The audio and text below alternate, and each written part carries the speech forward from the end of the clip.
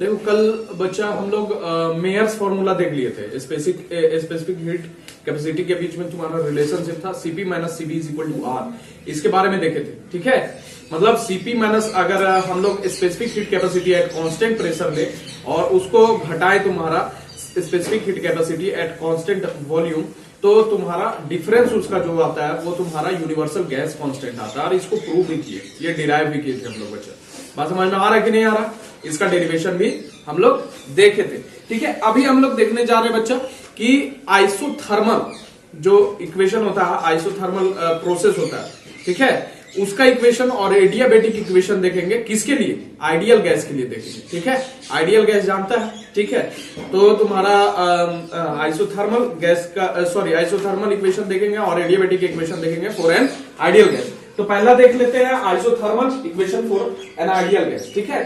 बात समझ में आ रहा है कि नहीं? आइसोथर्मल प्रोसेस कैसा होता था जिसमें तुम्हारा टेम्परेचर क्या रहता था? कांस्टेंट रहता था बच्चा, इफ यू रिमेंबर, ठीक है। याद है कि नहीं याद है? तो हम लोग कंसीडर किए कि 1 मोल का आइडियल गैस है, ठीक है। यानी n इज इक्वल टू कितना है? 1 मोल, ठीक है। बात समझ में आया? पीवी इज इक्वल टू क्या होता है? एनआरटी। ये वाला भी प्रूव किया था आइडियल गैस इक्वेशन में, you can see the lectures, ठीक है। बात समझ में आ रहा है कि नहीं? तो PV is equal to, notes में भी है तुम्हारा, PV is equal to NRT prove भी किए थे। तो उस समय तुम्हारा यहाँ पर देखो एन जो है यहाँ पर 1 लिए, तो PV is equal to RT हो जाएगा। अच्छा, आर तुम्हारा जो है यूनिवर्सल गैस कांस्टेंट है which is equal to 8.314 joule per mole पर केल्विन, ठीक है। ये सब जान रहा है, ठीक है। तो पीवी इज इक्वल टू क्या हो गया? आरटी हो गया बच्चा। अब देखो यहाँ पर टी तुम्हारा क्या हो रहा है? टी तुम्हारा क्या हो रहा है? कांस्टेंट हो रहा है। आइसोथर्मल प्रोसेस ले रहे, आर पहले से कांस्टेंट है, टी पहले से कांस्टेंट है। 2 गुना 3 यानी अगर 2 को तुम्हारा एक और कांस्टेंट से मल्टीप्लाई, कांस्टेंट को कांस्टेंट से मल्टीप्लाई करते हैं तो तुम्हारा क्या होता है? एक अनदर कांस्टेंट मिलता है बच्चा। तो यहां पर पीवी इज इक्वल टू क्या हो जाएगा? कांस्टेंट हो जाएगा।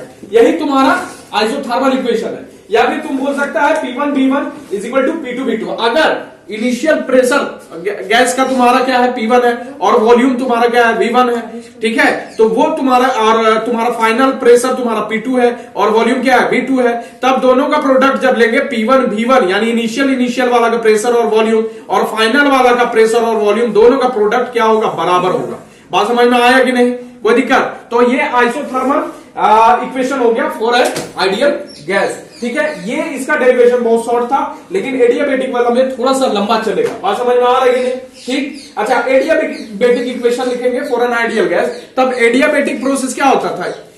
अगर याद हो तो एडियाबेटिक में क्या होता था कि तुम्हारा क्या रहता था कि हीट का ट्रांसफर नहीं होता था, इंसुलेट कर देते थे हम लोग वेसल को, करते थे ना। तो एक वेसल हम लोग कंसीडर किए हैं, उसमें क्या है कि 1 मोल का आइडियल गैस भरा हुआ है, ठीक है, और पूरा का पूरा इंसुलेट किया हुआ है फ्रॉम द सराउंडिंग। यानी सराउंडिंग से ना हीट जा सकता है ना उससे निकाल सकते हैं हम लोग बच्चा। बात समझ में आ रहा है कि नहीं आ रहा? कोई दिक्कत? इतना बात समझ में आ रहा है? अच्छा, अब हम लोग क्या कर रहे हैं कि वेसल के अंदर जो गैस है यानी जो सिस्टम है, ठीक है, आइडियल गैस है, उसको क्या कर रहे हैं? एक्सपेंड करने दे रहे हैं, ठीक है। तो हम लोग कंसीडर किए कि 1 मोल का आइडियल गैस है in a vessel which is thermally insulated. मतलब जो तुम्हारा गैस जो है वो थर्मली इंसुलेटेड है, ठीक है। मतलब पूरा का पूरा वेसल बचा और एक्सपेंड किया जा रहा है तुम्हारा एडियाबेटिकली। अगर अलाउ कर दिया जाए तुम्हारा एक्सपेंड करने के लिए, तो कुछ वर्क डन करेगा। अरे एक्सपेंड कर रहा है, कुछ काम करेगा बच्चा। बात समझ में आ रहा है कि नहीं? Work done by the system होगा कि नहीं होगा? तो तुम्हारा क्या होगा? वॉल्यूम में चेंज आएगा कि नहीं आएगा? चेंज इन द वॉल्यूम आएगा। अच्छा, यहां पर देखो कि तुम्हारा अगर तुम्हारा वर्क डन काम करता है तो तुम्हारा चेंज इन वॉल्यूम है, तो डीडब्ल्यू कितना हो जाएगा? काम करेगा तो पीडीवी होगा कि नहीं? अच्छा, ये वाला जो वर्क डन कर रहा है ये अपना खुद का इंटरनल एनर्जी का यूज करके वर्क डन कर रहा है, बाहर से तो हीट आ ही नहीं रहा। बात समझ में आ रहा है कि नहीं आ रहा? खुद का जो अंदर का इंटरनल एनर्जी है उसका यूज करके तुम्हारा ये वर्क डन कर रहा है बच्चा। तो डीडब्ल्यू तुम्हारा क्या हो गया? पीडीवी हो गया। अच्छा, पी यहां पर कांस्टेंट है, प्रेशर कांस्टेंट है बच्चा। बात समझ में आया कि नहीं आया? बताओ। अच्छा, अब इंटरनल एनर्जी का अगर यूज करेगा, बात समझ में आ रहा है कि नहीं? इंटरनल एनर्जी का यूज करेगा और वर्क डन करेगा तो टेम्परेचर फॉल कर जाएगा। हम बताएं कि internal energy is directly related to temperature, ठीक है, टेम्परेचर ऑफ द सिस्टम। तो तुम्हारा क्या होगा कि तुम्हारा जैसे ही वर्क डन करेगा तो कुछ एनर्जी यूज होगा, एनर्जी जब यूज होगा तो टेम्परेचर फॉल करेगा कि नहीं फॉल करेगा? तो हम लोग माने कि डीटी से तुम्हारा क्या होता है? फॉल कर जाता है टेम्परेचर। अच्छा, हम लोग डीयू इज इक्वल टू कल निकाले थे तुम्हारा, याद हो? चेंज इन इंटरनल एनर्जी एनसीवीडीटी, याद है कि नहीं याद है? अच्छा, एन यहाँ पर 1 मोल लिए तो यहाँ पर 1 बैठा देंगे तो सीवीडीटी आ जाएगा। बात समझ में आ रहा है कि नहीं? तो डीयू कितना हो जाएगा मेरा? सीवीडीटी हो जाएगा। फर्स्ट लॉ ऑफ थर्मोडायनेमिक्स से हम लोग जानते हैं क्या है, dq is equal to du plus dw होता है कि नहीं बच्चा। अच्छा यहां पर du प्लस pdv हो जाएगा, dw हम लोग जान रहे हैं, कोई दिक्कत बताओ, समझ में आ रहा है कि नहीं, बताओ इतना बात समझ में आ रहा है। अच्छा पहला दूसरा तीसरा इक्वेशन अगर यूज करेंगे तो du की जगह पर अभी निकाले cv dt, तो यहां पर क्या हो जाएगा, pdv हो जाएगा कि नहीं होगा। लेकिन dq तो तुम्हारा 0 होता है, किसके लिए, इसके एडियाबेटिक प्रोसेस के लिए होगा ना बच्चा, इधर से उधर ट्रांसफर नहीं होगा, तो dq इज इक्वल टू क्या हो जाएगा, 0 हो जाएगा, is equal to cv dt plus pdv होगा। बात समझ में आ रहा है कि नहीं आ रहा। अच्छा आइडियल गैस इक्वेशन के लिए pv is equal to RT हम लोग जानते हैं कि नहीं जानते। अच्छा दोनों तरफ हम लोग क्या कर दिए, डिफरेंशिएट कर दिए। डिफरेंशिएट जानता है तुम लोग, जानता है कि नहीं जानता है। देखो यहाँ पर u इंटू v करेंगे तो तुम्हारा पहले u का होगा, ठीक है। अच्छा u को कांस्टेंट रख लेते हैं, उसके बाद तुम्हारा क्या v का होगा डिफरेंशिएशन, उसके बाद तुम्हारा u का होगा बच्चा। u को पहले u को कांस्टेंट रखेंगे, उसके बाद डिफरेंशिएशन करेंगे v का, उसके बाद v का v को कांस्टेंट रखेंगे और u का डिफरेंशिएशन करेंगे। उसी तरह यहां पर हो रहा है बच्चा, pv is equal to RT है, ठीक है। तो पहले तुम्हारा क्या रखेंगे, p को कांस्टेंट रखेंगे और तुम्हारा डिफरेंशिएशन किसका, v का करेंगे, तो dv हो जाएगा। बात समझ में आया कि नहीं। उसके बाद तुम्हारा कांस्टेंट किसको रखेंगे, v को कांस्टेंट रखेंगे और p का डिफरेंशिएशन, तो v dp हो जाएगा। बात समझ में आया कि नहीं आया, ठीक बुझा रहा है कि नहीं बुझा रहा है। अच्छा यहाँ R तो पहले से कांस्टेंट है, तो किसका डिफरेंशिएशन होगा, टेम्परेचर का, इसी में तो चेंज हो रहा है तुम्हारा, फॉल हो रहा है। बात समझ में आ रहा है कि नहीं, तो dt हो जाएगा मेरे पास। तो dt इज इक्वल टू क्या निकलेगा, ये R तुम्हारा क्या है, गुना में था, इधर जाके क्या हो जाएगा, भागा में हो जाएगा, तो pdv plus vdp upon R हो जाएगा। बात समझ में आ रहा है कि नहीं आ रहा, बताओ इतना बात समझ में आ रहा है, बताओ। अच्छा इसको यहाँ पर dt जो निकाले हैं यहाँ पर बैठाएंगे हम लोग पांचवा वाला इक्वेशन में। देखो पांचवा वाला इक्वेशन में dt है ना, यहां पर जाके बैठाएंगे, ओके।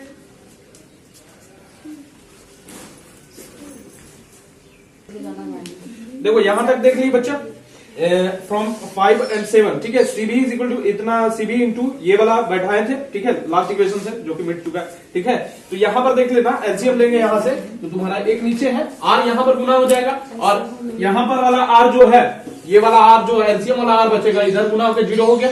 बात समझ में आ रहा है कि नहीं, ये जो r है यहां पर गुना हो जाएगा पहला और r यहां पर 0 हो जाएगा, उधर जाके क्रॉस मल्टीप्लाई से। बात समझ में आ रहा है कि नहीं। तो मेरे पास क्या बचेगा, cv pdv plus vdp plus pr, r जो गुना होगा तुम्हारा एलसीएम लेंगे तब, बीन का जोड़, ठीक है, pdv और r यहां पर मल्टीप्लाई हो जाएगा, okay, will be equal to 0। बात समझ में आ रहा है कि नहीं। अच्छा आप लोग cp minus cv is equal to r जानते हैं, Mayer's formula, if you remember, ठीक है। बात समझ में आ रहा है कि नहीं। अच्छा यहाँ r की जगह पर हम इसको cp माइनस cv को बैठाएंगे। देखो यहाँ पर क्या है, cv है, pdv प्लस vdp है प्लस p और cp माइनस cv, ठीक है। r की जगह पर हम लोग कितना बैठा रहे हैं बताओ, ये r है ना, r की जगह पर cp माइनस cv बैठाए और dv, ठीक है, कोई दिक्कत, इज इक्वल टू 0। अब यहाँ पर देखो क्या कर रहे हैं कि इसको मल्टीप्लाई कर दे रहे हैं, तो यहां से क्या हो जाएगा तुम्हारा, यहां से खोल दे रहे ब्रैकेट पहले, cv p dv हो जाएगा प्लस cv v dp हो जाएगा, ठीक है, और फिर p cp dv हो जाएगा, ठीक है, माइनस p cv dv हो जाएगा। बात समझ में आ रहा है कि नहीं आ रहा, इज इक्वल टू 0 हो जाएगा। अब यहां पर देखो p cv dv is equal to तुम्हारा क्या होगा, p cv dv, इधर माइनस प्लस में ये और ये माइनस में, दोनों कैंसिल हो जाएगा, तो मेरे पास क्या बचेगा, cv v dp बचेगा और p cp dv बचेगा, इज इक्वल टू 0। कोई दिक्कत, बात समझ में आ रहा है कि नहीं आ रहा, बताओ। अब हम लोग क्या करते हैं कि यहां पर देखो सेपरेट करना है हमको, p v cv इससे डिवाइड कर दे रहे दोनों साइड, ठीक है। बात समझ में आ रहा है कि नहीं आ रहा, p v cv से डिवाइड कर दे रहे, तो यहां से v cv कैंसिल हो जाएगा, मेरे पास बचेगा क्या, dp बाय p बचेगा। बात समझ में आ रहा है कि नहीं। और यहां पर देखो v p cv, तो यहां से तुम्हारा p p कैंसिल हो जाएगा, बचेगा मेरे पास क्या, cp by cv into v बचेगा कि नहीं बचेगा, तो उसी चीज को लिख दिए cp by cv into v और यहां पर dv हो जाएगा। बात समझ में आ रहा है कि नहीं। इसी cp बाय cv को हम लोग क्या बोलते हैं, गामा से हम लोग रिप्रेजेंट करते हैं, ठीक है, और ये बहुत जगह यूज होता है, इसीलिए बता रहे हैं तुम्हारा। बात समझना, ये गामा जो है इसको cp बाय cv को गामा बोलते हैं और इसको बोलते हैं स्पेसिफिक हीट रेशियो। बात समझ में आया कि नहीं आया बच्चा, ठीक है। तो इसके जगह पर गामा बैठा देंगे तो dp बाय b हो जाएगा, गामा dv बाय b हो जाएगा, इज इक्वल टू 0। अब दोनों साइड क्या करते हैं, इंटीग्रेशन करेंगे, तो इंटीग्रेशन करेंगे, तुम लोग को अगर याद हो तो dx बाय x का इंटीग्रेशन क्या होगा, dx बाय x का इंटीग्रेशन क्या होगा, log x होगा, ठीक है।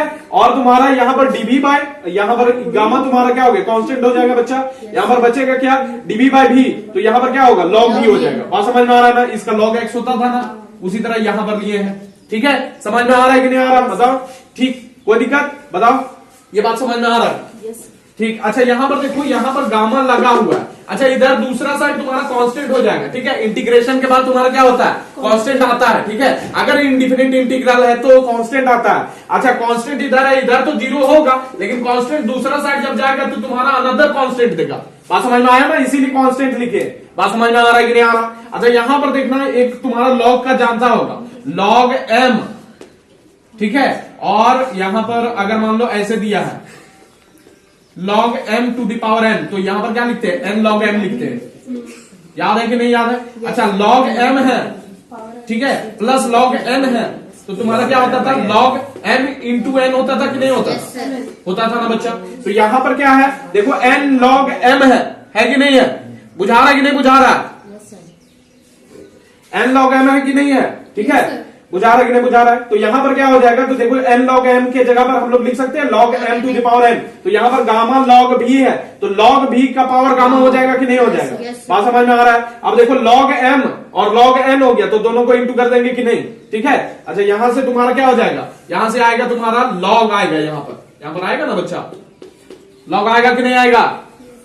अरे यहाँ log, यहाँ पर क्या होता है, यहाँ पर आता है ना log m plus log n है, तो log m इंटू n आएगा। तो यहाँ पर log p भी गामा हो जाएगा पावर में, इसका p इंटू भी गामा पावर में आएगा। अच्छा ये log तुम्हारा उधर उठ के जाएगा, इधर log, यहाँ पर देखो क्या होता है तुम्हारा, अगर log x है और इधर क्या है 2 है, ठीक, बात समझो।